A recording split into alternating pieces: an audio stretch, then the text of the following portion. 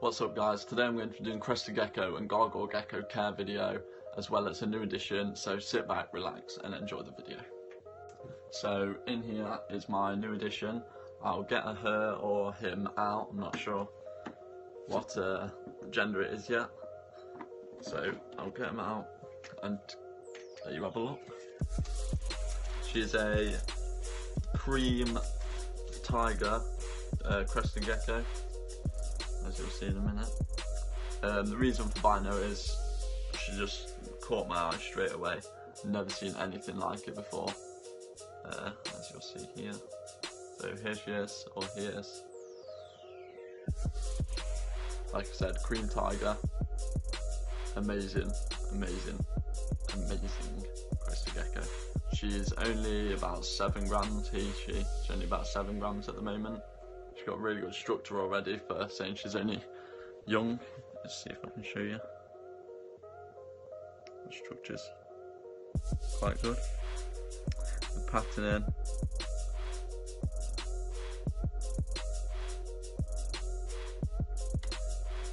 So yeah, just an amazing little gecko. So happy. At the moment I've got her in a faunarium, one of the Exoterra faunariums. I can't quite remember the size. It's one of the high ones, as you can see. And with a foam background that I got with another tank, I cut out a little ledge and cut a hole in it for a water dish. You can see it there. And water dish, I mean not water, food, sorry. It's got a couple of branches and a fake plant. So yeah, that's her tank for the moment. It's also got a mix of cocoa fibre and bark in the bottom. So yeah, seems to be doing alright. Seen it eat a little bit, so hopefully she'll start growing soon. Let's get on to the Crested Gecko and Gargoyle Gecko care. So here's my male Gargoyle Gecko. He's just going to be chilling here for the video. He's a bit jumpy and stuff, so I might get a bit of a jump. You can use a lot of different types of enclosures for a Crested Gecko or Gargoyle Gecko. They're basically near enough exactly the same. The only difference between a Gargoyle and a Crested Gecko is Gargoyles get slightly larger, but it shouldn't mean you have to get a bigger tank for them. Most people use an Exoterra or just a Komodo, I think they're called, type enclosure, so a full glass one. For a hatchling or hatchling up to about 10 grams, I would say, maybe a bit less, you can keep them in just a plastic faunarium like I showed you at the start. That's why I keep mine in for the start anyway. And when they get a bit older, I change it into a 30 by 30 by 45 to start with, until they get to subadults, so I'd say like 20 grams, and then I change them to either 45 by 45 by 45 cube Exoterra, or I change them onto a 45 by 45 by 60, which hopefully I'll be upgrading the male to soon, because I've got my female in a 45 by 45 by 60, the male's in a 45 cube, so hopefully that'll change soon. Glass tanks are a lot better for Crested Geckos. The wood ones tend to rot or just go soggy or whatever after spraying and misting down your gecko, whereas the glass ones, they don't tend to get damaged unless you buy it cracked or if it just gets cracked over time. They're also water resistant, so all the water will just stay inside the tank.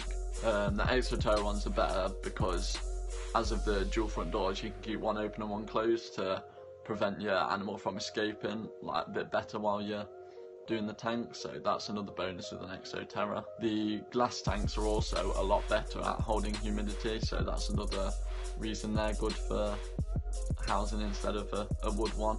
So as for substrates, what I like to use is either the Swell Reptiles Gecko Mix, which they sell in pre-bagged bags on their website.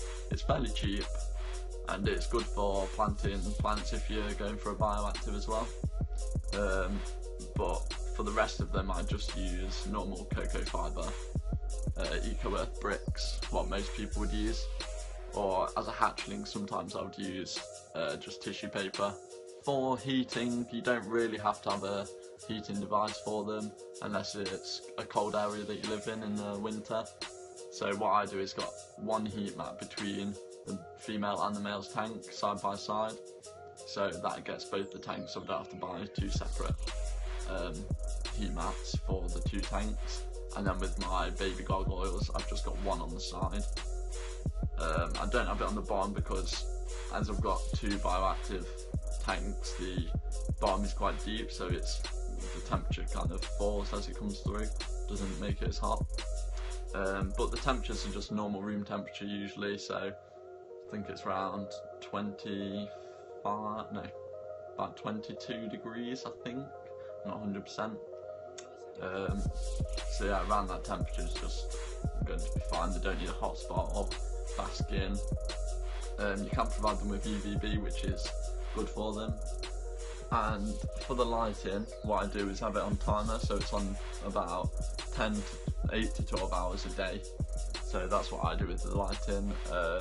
You have it on that so they have like a natural light cycle, but I do have the window here and a window above the tanks. So as for decorations in the tank, you want to have a lot of branches for climbing and quite a bit of space, because they are really good jumpers, as you can probably tell from just seeing videos of them and that. They also do like the height a bit better, so you need the height of the branches, not just going across the bottom. So I'll just show you my female's tank really quick. Spin you around and see it. So as you can see, there's a lot of branches. You will have seen it in my reptile room tour. There's a lot of branches like here going across. There's bamboo, there's loads of bendable vines and stuff. And then this is my males. I've just moved it all around to take them out, but I'll sort that out after. You also need a lot of hiding spaces for them, because they do like to hide as they're nocturnal as well. So throughout the day they don't want to be visible to predators, so you need to keep them in lots of hiding spaces, which I do provide for mine. So as for feeding your gargoyle or crested geckos, what I use is this Pangea fruit mix, a complete mix. This is the watermelon and mango one. I also use the insects, the one with insects, and I've got banana and apricot, I think it is, and another one. But this is the best one, like the one they like the most, or they seem to enjoy the most. What I do is put a little bit of powder into a milk bottle lid, so about that big, about that deep, or just any tub. You can buy the like little shelves off reptile sites and whatever. So yeah, put a bit of powder in, then add twice the amount of water, so it's 2 to 1 for water to powder. And you want a consistency that's not watery, but it's not too thick, so you can still pour it, but it pours really slowly. So similar to like custard, I would say, maybe a bit thicker. So yeah, that's what I do for feeding. And then maybe once a week, if they want to, they can eat live food, so crickets or mealworms or anything like that. My adults don't take crickets or mealworms or anything at all. My babies do. The baby gargoyle and the crested gecko I just showed you. So yeah, that's what they eat. It's really simple. You just mix it, put it in every like 1 to 3 days, but I just leave it in probably 2 or 3 days and then change it out, and then just keep doing that, and that's how I feed them. As for drinking, what you need to do is just spray down the tank. You can have a water bowl in there with them, which I do recommend just in case they want to drink out of a water bowl. But what I do is spray them down once in the morning and once at night, or just once a night, depending on how humid the tank is. So yeah, you just spray it down and they drink the water droplets off the leaves, the walls, just off anything really. That's their main means of getting water. So as for handling your geckos, as a baby they might be jumpy or just a bit too active for you, so all you need to do is keep handling them. As you can see, eventually they'll just tame out and be fine with handling. So a lot of the time from a hatchling they are fine with handling, but they're always a bit jumpy or skittish.